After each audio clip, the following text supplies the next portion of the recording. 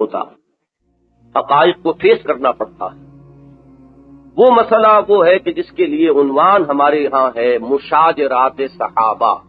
رضوان اللہ تعالی علیہم اجمعین۔ مشاجرہ کا لفظ بنا ہے شجر سے۔ عربی زبان میں شجر کا اصل مفہوم یہ ہے کہ کسی چیز کی شاخیں در شاخیں نکلتی چلی جائیں۔ درخت کے لیے لفظ شجر اسی لیے ہے کہ اس کا تنا ہے، اس سے شاخیں پھوٹتی ہیں، بڑی شاخیں ہیں، ان سے اور چھوٹی شاخیں ہیں، تو شاخیں در شاخیں جو معاملہ ہو جائے وہ شجر ہے۔ پھر باب مفاعلہ میں جب یہ لفظ آتا ہے مشاجرہ،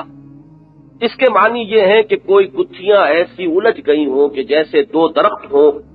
جن کی شاخیں ایک دوسرے کے اندر اس طریقے سے پھنس جائیں کہ اب اس کے اندر بڑا مشکل ہو جائے یہ معلوم کرنا کہ یہ شاخ کون سے درخت کی ہے اور یہ شاخ کون سے درخت کی ہے۔ یہ مشاجرہ ہے۔ مشاجرات صحابہ سے مراد ہماری تاریخ کا، اور تاریخ جو ہے وہ اگر باباد کی تاریخ ہو تو اس کے بارے میں تو کسی تشویش کی ضرورت نہیں۔ اگر وہ دور عباسی کی کوئی واقعات ہوں یا اس کے بعد کوئی دور عثمانی کے واقعات ہوں یا ہمارے ہاں سلطنت مغلیہ کے دور کے کوئی واقعات ہوں تو ہمیں مذہبی اعتبار سے، دینی اعتبار سے کوئی تشویش نہیں ہوتی۔ لیکن جب دور صحابہ میں کوئی چیز نظر آئے کہ صحابہ آپس میں دست و گریباں ہیں، معاذ اللہ، جنگیں ہو رہی ہیں، خون ریزی ہو رہی ہے،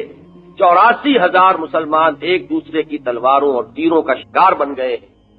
اب یہاں ایک سوالیہ نشان ذہن میں آتا ہے کہ پھر صحابہ کرام کا وہ تقدس، ان کا وہ مقام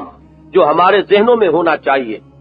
جیسے علامہ اقبال نے کہا کہ در دل مومن مقام مصطفیٰ، مومن کے دل میں مقام ہے محمد رسول اللہ صلی اللہ علیہ وسلم کا۔ تو نبی اکرم صلی اللہ علیہ وسلم کے صحابہ کا معاملہ بھی اسی نوعیت کا ہے۔ مسلمانوں کے دل میں ان کا احترام، ان سے محبت، ان کی تعظیم اب یہ ہونی ضروری ہے۔ لیکن یہ چیزیں وہ ہیں کہ جس کی وجہ سے بہت سے خیالات ذہن میں آتے ہیں، بہت سے سوالیہ نشانات جو ہیں وہ اٹھ کھڑے ہوتے ہیں کہ ان کے بارے میں کیا رائے قائم کی جائے۔ اور اگر کوئی شخص فرض کیجئے کہ اس کا موضوع ہے تاریخ، وہ کوئی تحقیق و تفتیش کا کام بھی کرتا ہے، کوئی توجیہ بھی کرنا چاہتا ہے، کیا معاملہ ہوا، کس کی زیادتی ہوئی، کون غلطی پر تھا، تو اب تحقیق کا تقاضا یہ ہے کہ جو بات بھی علمی دیانت کی روح سے آپ کے سامنے آئے آپ اسے بیان کریں۔ اس میں اگر کوئی چیز خود آپ کو اچھی نہیں لگتی ہے تو اچھا نہ لگنا اور ہے، اور کسی چیز کے ایک واقع ہونے سے انکار کرنا یہ بالکل دوسری بات ہے۔ کوئی چیز اچھی نہیں لگتی لیکن آپ اس واقعے کا انکار کریں گے تو وہ تو علمی دیانت کے خلاف ہو جائے گا معاملہ، وہ علمی اعتبار سے بددیانتی متصور ہوگی۔ تو یہ وہ پیچیدہ مسائل ہیں کہ جو سامنے آتے ہیں۔ تو میں یہ چاہتا ہوں کہ بعض باتیں اس ضمن میں کہ جو بہت ضروری ہیں اور بنیادی ہیں وہ آپ حضرات سے گوشگزار کریں۔ پہلی بات تو میں یہ کرنا چاہوں گا کہ مثبت طور پر ہمیں یہ سمجھنا چاہیے کہ صحابہ کرام رضوان اللہ تعالی علیہم اجمعین کا مقام اور مرتبہ از روح قرآن کیا ہے، قرآن نے ان کے بارے میں کیا کہا۔ میں نے جو آیات ابھی آپ کو دو پڑھ کر سنائی ہیں، ایک آیت جو آخری ہے وہ بہت طویل ہے، پہلی آیت جو ہے وہ اتنی طویل نہیں ہے۔ یہ دونوں آیات جو ہیں یہ سورہ فتح کی آخری دو آیات، ان میں سے پہلی آیت تو وہ ہے کہ جو قرآن مجید میں اپنے مضمون کے اعتبار سے 3 مقامات پر آئی۔ اگرچہ میں نے کئی جگہ عرض کیا ہے کہ یہ تکرار محض کبھی نہیں ہوتی قرآن میں، جہاں کہیں وہ آ رہی ہے تو وہاں کسی نئے کانٹیکسٹ میں آ رہی ہے، نئے مفہوم کو واضح کرنے کے لیے آ رہی ہے۔ لیکن بہرحال ظاہری طور پر تو نظر آتا ہے کہ هو الذی ارسل رسولہ بالہدی ودین الحق لیظہرہ علی الدین کلہ، یہ الفاظ جو ہے قرآن مجید میں بغیر ایک شوشے کے فرق کے 3 جگہ پر آئے۔ سورہ توبہ میں بھی آئے، یہاں سورہ فتح میں آئے، پھر 28ویں پارے میں سورہ صف میں آ رہے ہیں۔ سورہ توبہ اور سورہ صف میں ان الفاظ کے بعد الفاظ آتے ہیں وَلَوْ كَرِهَ الْمُشْرِكُونَ، اور یہ جو مقام ہے جس سے میں نے ابھی تلاوت کی ہے یہ آیت، وہاں جو آخری ٹکڑا ہے وَكَفَى بِاللَّهِ شَهِيدًا، اس کے بعد آتا ہے محمد الرسول اللہ والذین معہ وشداء علی الکفار رحماء بینہم۔ یہاں جو یہ آیت آئی ہے بطور تمہید آئی ہے اس مضمون کے لیے جو اس کی بعد والی آیت میں آ رہی ہے۔ پہلی اس آیت پر اگر آپ توجہ مرتکز کریں تو اس میں نبی اکرم صلی اللہ علیہ وسلم کا مقصد بعثت بیان ہوا، اللہ نے اپنے رسول کو کیوں بھیجا ہے، ان کے بھیجنے کی غرض کیا ہے، غایت کیا ہے، مقصد بعثت محمدی علیہ صاحب الصلاۃ والسلام کیا ہے اسے اچھی طرح سمجھ، اس لیے کہ مقصد کے تعین ہی سے پھر کسی شخصیت کے اپنے مقام اور مرتبے کا تعین ہوتا ہے. کسی نے اپنے سامنے گول کیا رکھا تھا، آئیڈیل کیا تھا، مقصد کیا معین کیا تھا، تبھی آپ طے کریں گے کہ وہ کہاں تک پہنچ سکا، کس حد تک اس کی تکمیل کر سکا یا نہیں کر سکا. کسی بھی شخصیت کی اگر اسیسمنٹ ہے تو ظاہر بات ہے کہ اس کے لیے پہلے آپ کو معین کرنا ہوگا کہ اس نے اپنے پیش نظر مقصد کیا معین کیا تھا، پھر ہم سوچیں گے کہ وہ اس میں کس حد تک کامیاب رہا اور کس طریقے سے اس نے اس مقصد کی تحصیل. دوسری بات یہ ہوگی کہ آپ دنیا میں تعلقات جو ہے علائق دنیاوی ان کو بھی ایسس کرتے ہیں. کسی بھی شخص کو اپنے رفقاء اور اپنے ساتھیوں کا معاملہ جو ہے، ان کی تعلیم، ان کی تربیت یا ان کے ساتھ جو وہ اپنا قلبی تعلق رکھتا ہے، اس میں بھی اصل فیصلہ کن چیز یہ دیکھنی ہوتی ہے کہ میرا مقصد کیا ہے، میرے مقصد میں کون میرا ساتھی ہے. ایک تو یہ ہے کہ رشتے ہیں، تعلقات ہیں، دنیا کے اندر وہ ساری چیزیں جو ہے ہماری رشتہ داریاں، کچھ دوستیاں جو ہے وہ ویسے ہی ہوتی ہیں، بس ایسے ہی مجھے کوئی شخص پسند ہے اور میں اس سے کوئی دوستی رکھتا ہوں. کسی سے ویسے ہی مجھے بغض اور عداوت ہو گئی ہے، مجھے وہ شخص اچھا نہیں لگتا. یہ بھی اس طرح کی دوستیاں اور ایسی دشمنیاں بھی دنیا میں ہوتی ہیں. لیکن ایک ہوتی ہے مقصدی دوستی، مقصدی رفاقت. اب ظاہر بات ہے کہ اس رفاقت کو اگر آپ معین کریں گے اور اس کو ایسس کریں گے، اس کے لیے بھی اس مقصد کا تعین ضروری ہے. یہ رفاقت کس غرض و غایت کے لیے. لہذا دونوں اعتبارات سے جو آیت آئی ہے پہلے وہ بہت ہی معنی خیز ہے. هو الذی ارسل رسولہ بالہدی ودین الحق لیظہرہ علی الدین کلہ. وہی ہے اللہ جس نے بھیجا اپنے رسول کو صلی اللہ علیہ وسلم، دو چیزیں دے کر بھیجا. الہدا،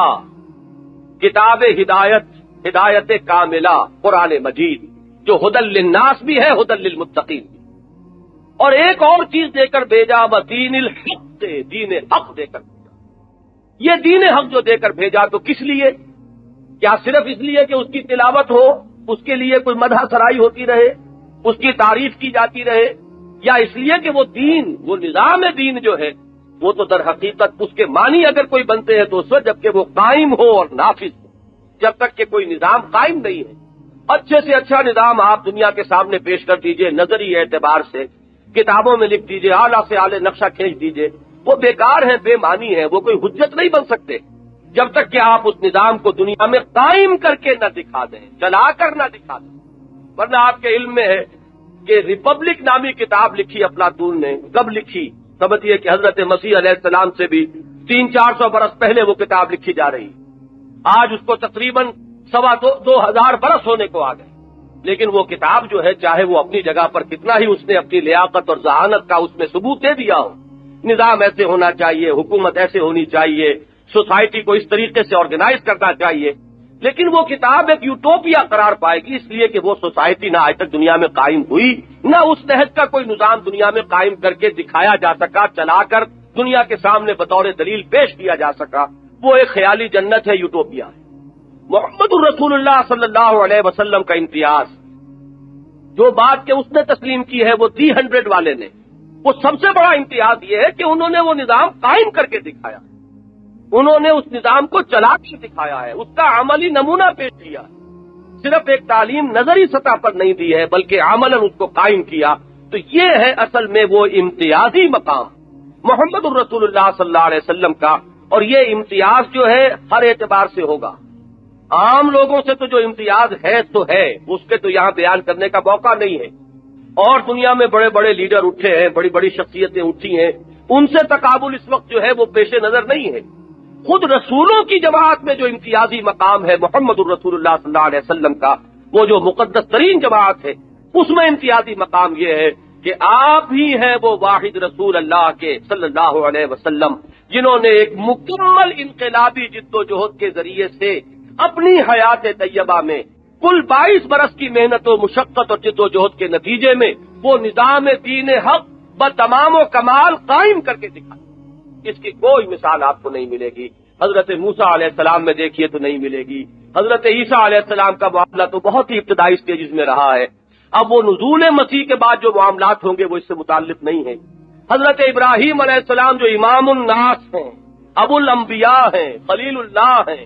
ان کو اگر آپ بلا تشبیہ اگر بات سمجھنا چاہیں، ان کا کارنامہ حیات بالکل اس بوڑھے باغبان کے مانند ہے جو کہیں درخت لگاتا ہے، اگرچہ اسے پتا ہے کہ اس درخت کو پھلتے پھولتے دیکھنا میرے لیے ممکن نہیں ہے، میں لگا رہا ہوں اگلی نسلوں کے لیے۔ انہوں نے توحید کی دعوت کے مراکز قائم کر دیے۔ کوئی ایک مرکز جو ہے وہ یہاں بیت اللہ کی تعمیر ہو گئی، ربنا لیقیموا الصلاۃ، اپنی اولاد میں سے ایک شاخ جو ہے اس کو وہاں آباد کر دیا۔ انی اسکنت من ذریتی بواد غیر ذی زرع عند بیتک المحرم ربنا لیقیموا الصلاۃ۔ اپنے دوسرے بیٹے کو کنعان میں بٹھا دیا،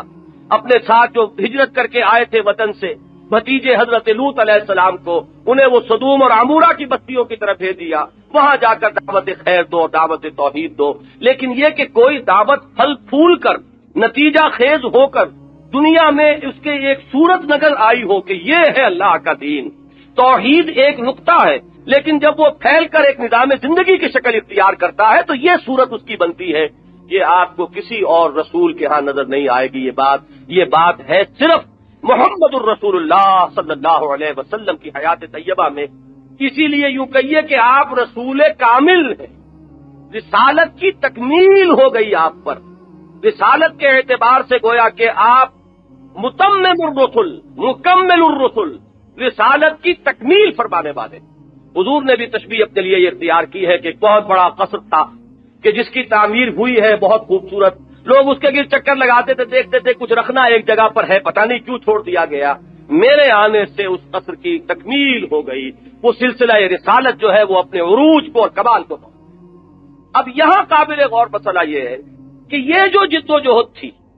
ایک دعوت اور تبلیغ کا اپنا مرحلہ ہے، اس میں بھی ساتھیوں کی ضرورت ہے۔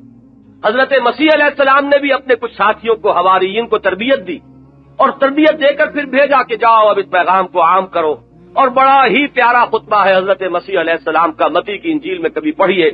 اس میں کہیں کوئی غلط بات بھی آ گئی ہوگی، لیکن بحیثیت مجموعی خطبہ بہت پیارا ہے۔ جب ہدایات دی ہیں حضرت مسیح نے کہ جاؤ اور یہ نعمت جو میں نے تمہیں دی ہے اب اس کو تقسیم کرو،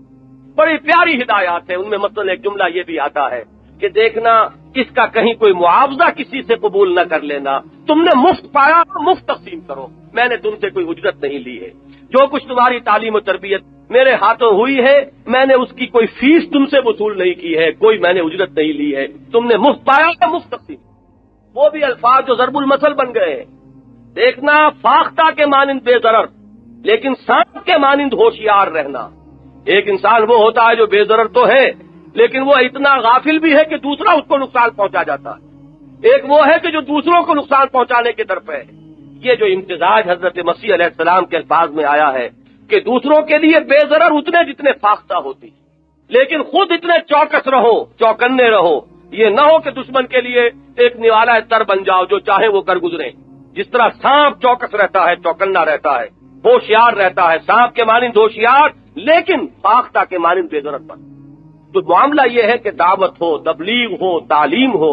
ویسے تو ہر معاملے میں ضرورت ہے کمپینینز کی، کامریڈز کی، کولیگز کی، جو ساتھی ہو اس کام کے اندر دست و بازو بنے۔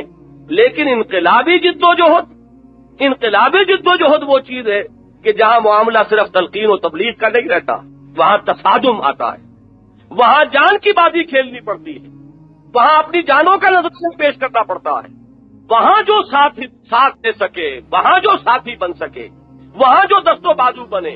وہاں اگر کسی کی شان یہ ہو کہ جہاں ان کے رہنما، ان کے لیڈر جن کے پیچھے وہ چل رہے ہوں، اگر ان کا پسینہ گر رہا ہے تو وہاں اپنا خون بہانے کو وہ اپنے لیے موجب سعادت سمجھیں، تب وہ انقلاب اپنے تکمیلی مرحلے کو پہنچتا ہے، تب بات آخری درجے تک پہنچے گی۔ اگر ایسے رفقا، ایسے جانثار، ایسے ساتھی، ایسے آوان و انصار میسر نہ آئے کسی وجہ سے، تو یہ جان لیجئے کہ پھر ایک شخص کے بل پر بات آگے نہیں چل سکتی۔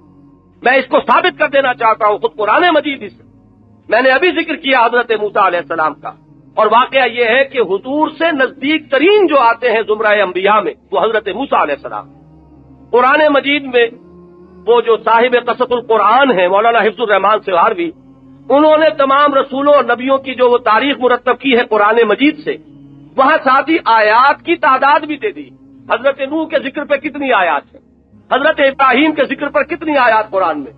حضرت نوح علیہ السلام کے ذکر پر 555 آیات قرآن مجید کی ہیں۔ 6,500 آیات میں سے آپ ذرا غور کیجئے، 555 گویا کہ 13واں حصہ قرآن مجید کا حضرت موسیٰ علیہ السلام کے ذکر پر، تو ذرا ان کی عظمت کا اندازہ کریں۔ لیکن ان کا حال بھی یہ ہے، حضرت موسیٰ کلیم اللہ، ان کا معاملہ بھی یہ ہے کہ جب انقلاب کا وہ مرحلہ آیا ہے جسے میں اس وقت جس کی طرف توجہ دلا رہا ہوں، انقلاب کبھی نہیں آتا کسی آرم کانفلکٹ، کسی بھی مسلح تصادم کے بغیر انقلاب نہیں آئے گا، نظام قائم نہیں ہوگا، کوئی نظام اپنی جڑ چھوڑنے کو تیار نہیں ہوتا۔ اس کی وجہ یہ ہے کہ جو نظام کہیں قائم ہے اس کے ساتھ ویسٹڈ انٹرسٹ ہوتا ہے، مفادات ہوتے ہیں، چودراہٹیں ہوتی ہیں، وہ ذرا سے وہ نظام ہلتا ہے تو آنچ آتی ہے چودراہٹوں پر، آنچ آتی ہے مفادات پر، آنچ آتی ہے منصبوں پر۔ تو ظاہر بات ہے کہ اگر وہ نظام اکھڑے گا تو ان کے ساتھ یہ پیوستہ جو کچھ چیزیں ہیں وہ ساتھ اکھڑیں گی۔ کچھ اور لوگ ہیں کہ جو اب آگے آئیں گے، جو کہا تھا وہ جو عرب کے سب سے بڑے خطیب تھے بعد میں ایمان لے آئے، لیکن وہ انہوں نے شکایت کی حضرت عمر کے زمانے میں رضی اللہ تعالیٰ عنہ، انہوں نے یہ کہا کہ ہم یہ دیکھ رہے ہیں کہ ہم قریش کے وہ چوٹی کے لوگ،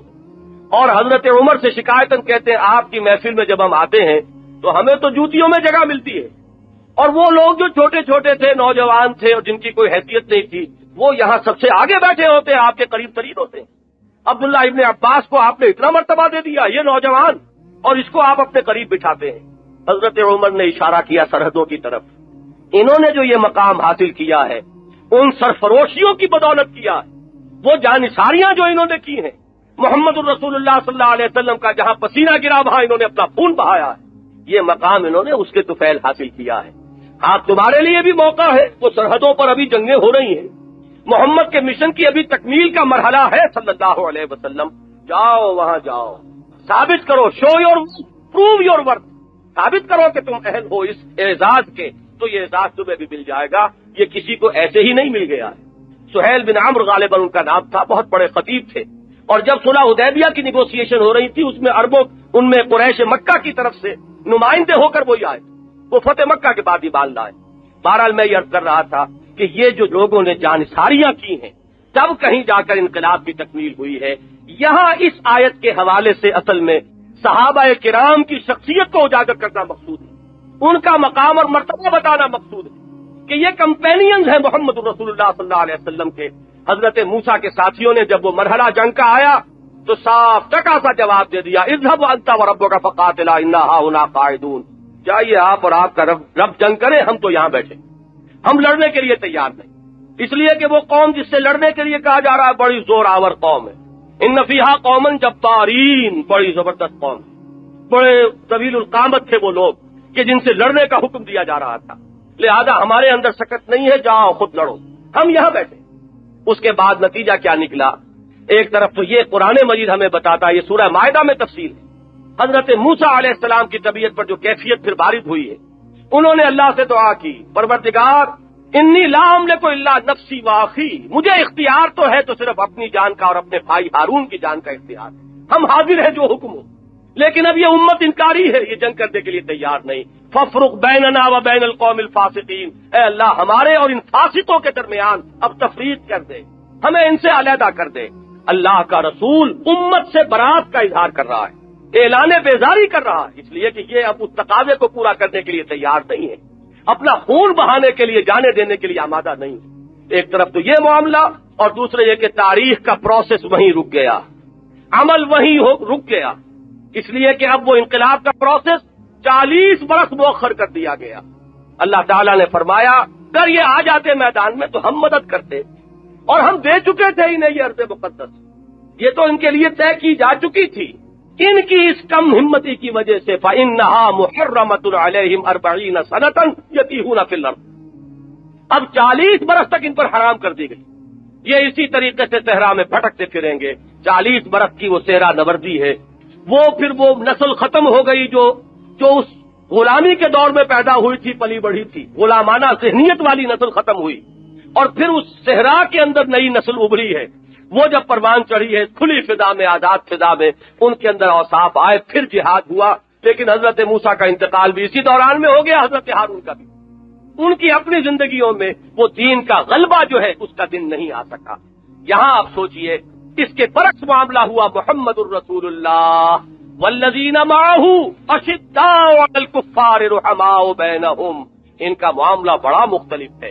یہ موسیٰ کے ساتھیوں سے بہت مختلف ہے۔ چنانچہ جب یہاں آیا ہے جہاد کا اور قتال کا مرحلہ اور حضور نے مجلس مشاورت منعقد کی، وہاں پہ صحابہ کرام نے بڑی جانثارانہ انداز میں تقریریں کی، حضرت مقداد نے کی، حضرت عمر نے کی رضی اللہ تعالی عنہما، لیکن حضور کچھ مطمئن نہیں ہو رہے تھے۔ اس پر بات سمجھ لی حضرت سعد بن عبادہ نے رضی اللہ تعالی عنہ،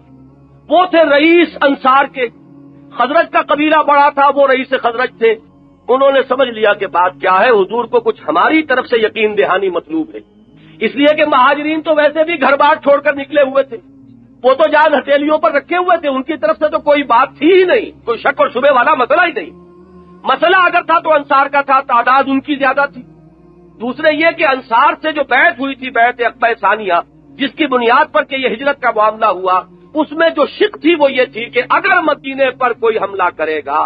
تو ہم آپ کی حفاظت کریں گے جیسے اپنے اہل و عیال کی کرتے۔ یہاں معاملہ یہ تھا کہ حضور مدینے سے نکل کر اقدام فرمانا چاہتے تھے، تو یوں سمجھیے کہ وہ جو معاہدے کی شقیں تھی وہ کور نہیں کر رہی تھی حضور کے اس اقدام کو، تو حضور بار بار نگاہ آپ کی اٹھ رہی تھی انصار کی طرف، اس پر کھڑے ہوئے ہیں حضرت سعد بن عبادہ رضی اللہ تعالی عنہ، اور انہوں نے پھر جو خطبہ دیا ہے، خطبہ واقعہ یہ ہے کہ اس کے اندر علم بھی ہے اور معرفت بھی ہے اور دین کا لب لباب بھی ہے۔ حضور انا آمنا بکا وصدقناک، ہم آپ پر ایمان لا چکے، ہم آپ کی تصدیق کر چکے، ہم نے آپ کو رسول مان لیا، اب ہمارے لیے آپشن کون سا ہے، ہمارے لیے کوئی راستہ کون سا ہے، آپ جو حکم دیں گے ہم پیروی کریں گے۔ آپ بسم اللہ کیجئے، الفاظ یہ آتے ہیں اگر آپ ہمیں حکم دیں گے ہم اپنی اونٹنیوں کو برقے غماد تک لے جائیں گے اور دبلا کر دیں گے، نازل کر دیں گے۔ آپ ہمیں حکم دیں گے ہم سمندر کے کنارے کھڑے کر، آپ ہمیں حکم دیں گے ہم سمندروں میں چھلانگ لگا دیں گے۔ تب حضور کا چہرہ مبارک کھلکھلا اٹھا، آپ کی طبیعت میں بشاشیت آ گئی کہ یہ ہے وہ جذبہ کی جو مطلوب ہے، یہ جذبہ ہے کہ جس سے انقلاب آیا، پروسیس آگے چلا، جنگ بدر ہوئی، جنگ احد ہوئی۔ جب تک کہ یہ معاملہ نہ ہو ساتھیوں کا، ظاہر بات ہے کہ اگر ایک شخص پر کوئی معاملہ ہونا ہوتا تو موسیٰ کا معاملہ بھی رکتا نہیں۔ وہ تاریخ کا بہاؤ اور تاریخ کا وہ عمل جو وہاں رک کر رہ گیا، کس وجہ سے کہ ان کے ساتھیوں نے بے ہمتی دکھائی، اور یہاں محمد الرسول اللہ صلی اللہ علیہ وسلم جو کامیاب ہوئے اپنے اس مشن کی تکمیل میں، اور ایسی شاندار کامیابی جیسی کامیابی کا تصور پوری انسانی تاریخ کے اندر کہیں نظر نہیں آئے گا۔ اس کے اندر اصل جو معاملہ ہے وہ ہے والذین معہ، محمد کی شخصیت تو ہر چیز سے بالا تر ہے ہی، وہ تو اللہ کے رسول ہے صلی اللہ علیہ وسلم، محمد الرسول اللہ۔ اصل مسئلہ ہے والذین معہ کا، یہ ہے وہ لوگ والذین معہ اشداء علی الکفار رحماء بینہم، یہ کفار پر بڑے سخت ہیں، آپس میں بڑے نرم دل، بڑے رحیم اور شفیق، ایک دوسرے پر انتہائی مہربان، ایک دوسرے پر ایثار کرنے والے، اپنی ضرورتوں کو مؤخر کر کر اپنے بھائیوں کی ضرورتوں کو پورا کرنے والے، یؤثرون علی انفسہم ولو کان بہم خصاصہ، اور ان کا حال یہ ہے سختی کا۔ ویسے تو سخت مشہور سب سے زیادہ جو ہے خود حضور کا اپنے فرمان کے مطابق وہ تو حضرت عمر ہے، اشدہم فی امر اللہ عمر، لیکن واقعہ یہ کہ حضرت ابو بکر کی سختی ذرا ملاحظہ کیجئے، ویسے انتہائی نرم خو، رقیق القلب انسان، لیکن ان کے بیٹے عبد الرحمن نے یہ کہا غزوہ بدر کے بعد، وہ اس وقت تک ایمان نہیں لائے تھے، وہ کفار کی طرف سے آئے تھے، لڑ رہے تھے۔ ابو بکر جو ہے حضور کے دستے راست ہیں صلی اللہ علیہ وسلم رضی اللہ تعالی عنہ، مقابلہ اب ہے تو اس میں باپ اور بیٹا مد مقابل ہے۔ عبد الرحمن نے کہا کہ ابا جان، جنگ بدر میں آپ ایک مرتبہ بالکل میری زد میں آ گئے تھے، میں نے رعایت کی، آپ کو چھوڑ دیا۔ حضرت ابو بکر نے فرمایا بیٹے اگر کہیں تم میری زد میں آ گئے ہوتے میں کبھی نہ چھوڑتا۔ کی وجہ یہ ہے کہ تمہاری جنگ تھی معبودان باطل کے لیے، تمہاری جنگ ہوگی کسی نفسانیت کی وجہ سے، اور میری جنگ تھی صرف اللہ کے لیے اور اس کے رسول کے لیے اور اس کے دین کے لیے۔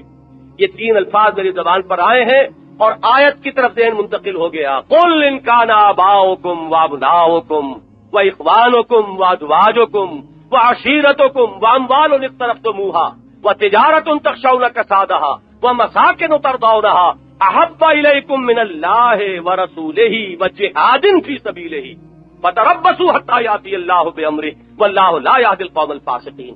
اگر یہ علائق دنیاوی اور یہ مال و اسباب دنیاوی محبوب تر ہو اللہ سے اور اس کے رسول سے اور اس کی راہ میں جہاد سے، تو جاؤ دفع ہو جاؤ، منتظر رہو یہاں تک کہ اللہ فیصلہ سنا دے، اور اللہ کا فیصلہ تو پہلے ہی ہے، ایسے فاسقوں کو اللہ ہدایت نہیں دیتا۔ یہ ہے انداز کہ اگر یہ چیزیں محبوب تر ہیں تو تمہاری جنگ تو تھی ان میں سے کسی چیز کے لیے، اور میری جنگ جو تھی وہ اللہ کے لیے اور اس کے رسول کے لیے اور اس کے دین کے لیے تھی۔ تم نے اس رشتے کا لحاظ کیا، میں کبھی لحاظ نہ کرتا۔ یہ ہے اشداء علی الکفار رحماء بینہم، ان کا ایک اور بس بیان ہو رہا ہے، تراہم رکعا سجدا یبتغون فضلا من اللہ ورضوانا، انہیں تم دیکھو گے رکوع کرتے ہوئے، سجود کرتے ہوئے، اپنے رب کے فضل کے متلاشی ہیں، اسی کی رضا جوئی میں لگے ہوئے ہیں، اللہ راضی ہو جائے۔ یریدون وجہہ، وہ صرف اللہ کی رضا کے طالب ہیں، ان کا نصب العین صرف ایک ہے اور وہ یہ ہے کہ اللہ راضی ہو جائے۔ ذالک مسیماہم فی وجوہہم من اثر السجود، ان کے چہروں پر ایک آثار ہیں سجود کے۔ اب یہ آثار جو ہے صرف یہ ظاہری جو کبھی کبھی گٹا پڑ جاتا ہے وہ نہ سمجھیے، چہرے پر ایک کیفیت آ جاتی عبادت سے، اور اللہ تعالیٰ کے سامنے حضور میں سرب سجود ہونے سے ایک کیفیت ہے جس کو کہ تمام آثار سے تعبیر کیا جا رہا ہے، جس کے بارے میں حضور نے فرمایا کہ میدان حشر میں اہل ایمان کے چہرے دبکتے ہوئے ہوں گے، ہاتھوں سے بھی نور نکل رہا ہوگا، جہاں جہاں پر بھی وضو کے اثرات پہنچتے تھے وہاں اس کی نورانیت کا ظہور ہو جائے گا جو وضو کی نورانیت ہے۔ سیماہم فی وجوہہم من اثر السجود ذالک مثلہم فی التوراۃ ومثلہم فی الانجیل، یہی ان کی تمثیل اور یہی ان کے بارے میں پیشن گوئیاں تھی تورات میں کہ ہمارے نبی آخر الزمان کے ساتھیوں کی کیفیات یہ ہوں گی، ان کی سیرت و ادوار کے نقشے یہ ہوں گے۔ ذالک مثلہم فی التوراۃ ومثلہم فی الانجیل، یہاں مجھے وہ واقعہ یاد آ رہا ہے جو بیت المقدس کی فتح کے وقت پیش آیا کہ جب محاصرہ طویل ہوا تھا اور شہر جو تھا ہر اعتبار سے خود مکتفی شہر، فصیل اونچی، پانی اندر موجود وہاں پر، اور اجناس موجود ہے کھانے کے لیے، راشن موجود ہے، محاصرہ طویل ہو رہا ہے، فتح نہیں ہو رہی۔ اس وقت خود ان کی طرف سے عیسائیوں کے کچھ راہبوں اور عالموں کی طرف سے پیشکش ہوئی، مسلمانوں تم یہاں قیامت تک پڑے رہو گے تو یہ شہر فتح نہیں ہوگا۔ ہاں ہماری کتابوں میں ایک درویش بادشاہ کی صفات لکھی ہوئی ہیں جن کے ہاتھ پر یہ شہر فتح ہونا ہے، جو یہاں تم لوگ ہمارے سامنے ہو ہمیں کچھ وہ آثار نظر نہیں آ رہے۔ مسلمانوں کو وہاں گئے ہوئے شام میں کافی وقت گزر گیا تھا تو بہرحال کچھ نہ کچھ آثار وہاں کی آب و ہوا کے، کچھ لباس وہاں کا سا پہن رہے ہیں، کچھ انداز جو ہے ایک زرخیز ملک میں اور جس میں ہر طرف فراوانی ہے تو اس کے کچھ آثار پیدا ہو گئے تھے، تو انہوں نے کہا کہ وہ آثار تمہارے اندر نظر نہیں آ رہے، لہذا تم پڑے رہو گے یہاں پر جب تک کہ وہ درویش جس کے آثار، جس کی صفات ہماری کتابوں میں ہیں وہ ہوگا تو یہ شہر فتح ہوگا، ورنہ نہیں۔ حضرت ابو عبیدہ تھے اس وقت رضی اللہ تعالیٰ عنہ جو وہاں کماندار تھے، انہیں فوراً ذہن منتقل ہوا کہ یہ ہو نہ ہو عمر فاروق ہے رضی اللہ تعالیٰ عنہ، وہ درویش بادشاہ موجود ہے، اسے کیوں نہ بلا لیا جائے۔ چنانچہ ریکویسٹ گئی محاذ جنگ سے، حضرت عمر آئے رضی اللہ تعالیٰ عنہ، انہوں نے فصیل پر سے دیکھا ہے اور اپنی کتابوں میں جو بھی اوصاف لکھے ہوئے تھے ان سے ٹیلی کیا ہے اور دروازے کھول دیے بغیر کسی کشت و خون کے، کوئی خوریزی نہیں ہوئی اور شہر کھل گیا۔ ذالک مثلہم فی التوراۃ ومثلہم فی الانجیل کزرع اخرج شطأہ فآزرہ، یہ جو جماعت ہے مقدس محمد کے ساتھیوں کی صلی اللہ علیہ وسلم ورضی اللہ تعالی عنہم اجمعین، ان کی ساتھیوں کی جماعت کو تشبیہ دی جا رہی ہے کہ جیسے کوئی کسان کوئی پودا لگاتا ہے، وہ پودا پھلتا ہے پھولتا ہے، پہلے اس کا اقوا نکلتا ہے، پھر وہ ذرا اپنے تنے پر کھڑا ہوتا ہے، وہ تنا گدراتا ہے، پھر وہ اپنی پوری اس پختگی کو پہنچتا ہے، برگ و بار لاتا ہے۔ ظاہر بات ہے جیسے جیسا پودا پھلے پھولے گا وہ پودا لگانے والا جو کسان اور کاشتکار ہے اس کا دل بھی کھلتا چلا جائے گا، اس کو خوشی ہوگی، مسرت ہوگی، لیکن دشمن جو ہے وہ جلیں گے۔ یہی معاملہ ہے اس جماعت صحابہ کا رضی اللہ تعالی عنہم، کزرع اخرج شطأہ فآزرہ فاستغلظ فاستوى علی سوقہ یعجب الزراء لیغیظ بہم الکفار۔ وہ جو کاشتکار ہے، کاشتکار کون ہے؟ یہ کھیتی صحابہ کرام کی جو ہے اس کا بونے والا کون؟ وہ ہے محمد الرسول اللہ صلی اللہ علیہ وسلم۔ ان کا دل باغ باغ ہو رہا ہے، میری لگائی ہوئی یہ کھیتی برگ و بہار لا رہی ہے، یہ پھلی ہوئی ہے، یہ باغ پھلا ہوا ہے اور پھلوں سے لدا ہوا ہے، تو یہ کیفیت جو ہے یعجب الزراء بہت اچھی لگ رہی ہے اس کاشتکار اور کسان کو، لیغیظ بہم الکفار، کفار جو ہے ان کے دل کے اندر آگ لگی ہوئی ہے، اس جماعت سے حسد کے اندر جلے جا رہے ہیں اور بھرے جا رہے ہیں۔ قل موتوا بغیظکم، ایک جگہ آیا ہے مر جاؤ اپنے اس غیظ کو اپنے دل میں لیے ہوئے، لیکن یہ کہ یہ کھیتی پھلی پھولے گی، یہی وہ کھیتی ہے جس کے بارے میں سورہ نور میں فرمایا وعد اللہ الذین آمنوا منکم وعملوا الصالحات لیستخلفنہم فی الارض۔ اللہ کا وعدہ ہے اے صحابہ کی جماعت، اللہ کا وعدہ ہے تمہارے ساتھ کہ تمہیں خلافت عطا فرمائے گا زمین کی، کما استخلف الذین من قبلکم، جیسے کہ خلافت عرضی اللہ نے عطا فرمائی تھی سابقہ رسولوں کی امتوں کو، سلیمان اور حضرت داؤد علیہ السلام، ان کی سطوت کو ذرا یاد کرو۔ محمد کے غلام جو ہے صلی اللہ علیہ وسلم، وہ ان سے کہیں آگے نکل جائیں گے۔ کما استخلف الذین من قبلہم ولا یمکنن لهم دینہم الذی ارتضی لهم ولا یبدلنہم من بعد خوفہم امنا، ان کے لیے ان کے دین کو تمکن عطا فرمائے گا، غلبہ عطا فرمائے گا۔ اور یہ جو حالت خوف ہے جس میں سے اس وقت تم گزر رہے ہو کہ معلوم ہوتا ہے کہ دشمنوں کے نرزے میں ہے اور 32 دانتوں کے مابین ایک زبان آئی ہوئی ہے، ایک وقت آئے گا کہ امن ہوگا، کوئی تمہیں اندیشے نہ رہیں گے، اللہ تمہیں غلبہ عطا فرمائے گا۔ یہ ہے صحابہ کی جماعت ادرو قرآن جن سے وعدے کیے گئے۔ میں اس دوسری آیت کے حوالے سے یہ بھی عرض کر دوں، حضرت علی رضی اللہ تعالیٰ عنہ نے اسی آیت کو بنیاد بنایا تھا اپنے ایک استدلال کی۔ ان کا خطبہ نہج البلاغہ میں موجود ہے، آج بھی موجود۔ معاملہ یہ پیش آ گیا تھا کہ جب ایران میں جنگ جاری تھی تو ایک مرحلہ ایسا آیا کہ مسلمانوں کو کچھ ریورسل ہوئی، محسوس ایسا ہوا کہ کہیں شکست نہ ہو جائے، یہ پورے سیلاب کا رخ نہ بدل جائے۔ حضرت عمر نے اس وقت ایک فیصلہ کیا کہ میں خود جاؤں گا محاذ جنگ پر، اس لیے کہ یہ معاملہ جو ہے ایک دفعہ آپ کو معلوم ہے اگر ٹیبلز آر ٹرن تو پھر معاملہ جو ہے روکنا بڑا مشکل ہو جائے گا، لہذا میں خود جاؤں گا محاذ جنگ پر اور خود قیادت کروں گا مسلمان افواج کی۔ اس وقت مجلس مشاورت میں جو شورا تھی اس میں حضرت علی نے کھڑے ہو کر خطبہ دیا، انہوں نے اسی آیت کے کو استدلال کی بنیاد بنایا اور کہا کہ یہ جہاں تک اللہ کے دین کے غلبے کا تعلق ہے وہ تو ہو کر ہی رہنا ہے، اس میں کسی شک و شبے کی گنجائش ہی نہیں، یہ تو اللہ کا وعدہ ہے، اللہ کا وعدہ جھوٹا نہیں ہو سکتا۔ وَمَنْ أَصْدَقُ مِنَ اللَّهِ حَدِيثًا وَمَنْ أَصْدَقُ مِنَ اللَّهِ قِيلًا، یہ تو ہو کر رہے گا، یہی آیت پڑی۔ اس لیے آپ کوئی فکر میں مبتلا نہ ہو، فکر مند نہ ہو، پریشان نہ ہو، وقتی سی کوئی بات آ گئی ہے، لیکن اللہ کا یہ وعدہ ہو کر رہے گا۔ البتہ آپ کا یہاں سے مرکز سے ہلنا ٹھیک نہیں ہے۔ چکی کی مثال، چکی کا لفظ استعمال کیا، آپ عرب کا اس وقت مرکز،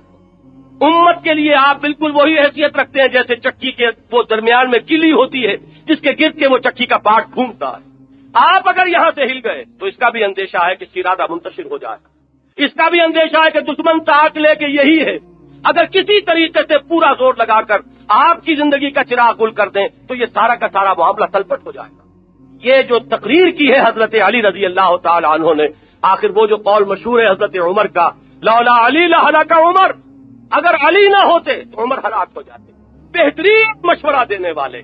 بہترین بات سجھانے والے، انتہائی خلوص اور اخلاص کے ساتھ تعاون جو کیا، ابو بکر کے ساتھ کیا، عمر کے ساتھ کیا، عثمان کے ساتھ کیا رضی اللہ تعالی عنہم اجمعین، اس لیے کہ محمد الرسول اللہ والذین معہ اشداء علی الکفار، ان کی سختی جتنی تھی وہ دشمنوں کے لیے تھی، رحماء بینہم، باہم تو وہ انتہائی شفیق ہیں، انتہائی ایک دوسرے پر مہربان ہیں، انتہائی مخلص ہیں ایک دوسرے کے لیے۔ تو یہ ہیں شہادتیں جو ہمیں تاریخ دے رہی ہے، جو قرآن مجید دے رہا ہے۔ البتہ وہ جو مسئلہ ایک سامنے آیا تو ایک بات تو میں کر چکا ہوں،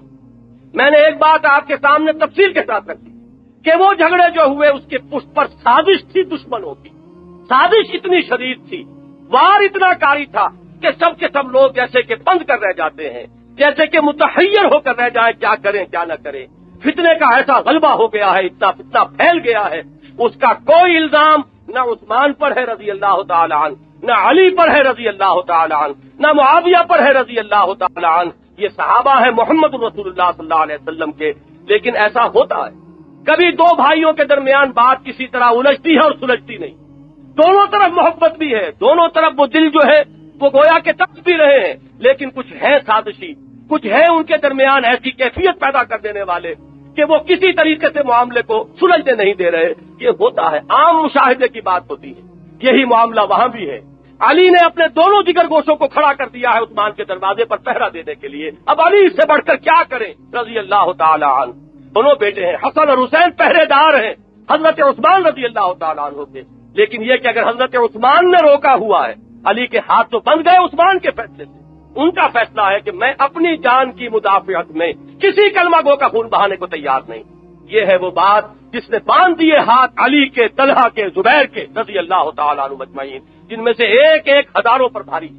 یہ معاملہ بالکل ایک طرف تو کھاتا جو ہے، الزام جس کو دینا ہے اس کو دیجیے، آپس میں نہ بانٹنے لگ جائیے. یہ الزام یہ تو در حقیقت اس دشمن کی سازش کی گویا کہ ایک اعلی کار بننے والی بات ہو جائے گی. دوسری بات، اس مسئلے کا پہلو اور بھی ہے جو میں آج بیان کرنا چاہتا تھا، لیکن اب وقت جو ہے وہ پورا ہو گیا ہے. میں اس پر انشاءاللہ تعالی اگلے جمعے میں بات کروں گا کہ صحابہ کرام کے ساتھ ہمارا مینٹل ایٹیٹیوڈ کیا ہونا چاہیے. ان کے باہمی اختلافات جو ہوئے تو ہوئے، ایک لفظ میں تو وہ یہ ہے کہ کف لسان، زبان روکو. ان کے بارے میں اگر اختلافات ہوئے ہیں، کوئی ججمنٹ پاس کرنا تمہارے لیے ضروری نہیں ہے. ان کے بارے میں دوسری بات یہ کہ نیک نیتی، اس کا دل میں یقین رکھو، کسی کے دل میں نفسانیت نہیں تھی، کسی کے دل میں بدنیتی نہیں تھی، کوئی دنیا کا طالب نہیں تھا. اگر یہ نہیں مانو گے تو در حقیقت زد پڑے گی محمد الرسول اللہ صلی اللہ علیہ وسلم پر، اس لیے کہ man is known by the company he keeps. ان کے ساتھی، ان کے اگر جانثار، ان کے دائیں بائیں جو لوگ تھے، اگر ان کے بارے میں، ان کی نیتوں کے بارے میں اگر کوئی شک ہو جائے گا، یہ شک جو ہے سارا کا سارا، اس کا سایہ جو پڑے گا وہ محمد الرسول اللہ صلی اللہ علیہ وسلم کی شخصیت پر پڑے گا. اس ضمن میں انشاءاللہ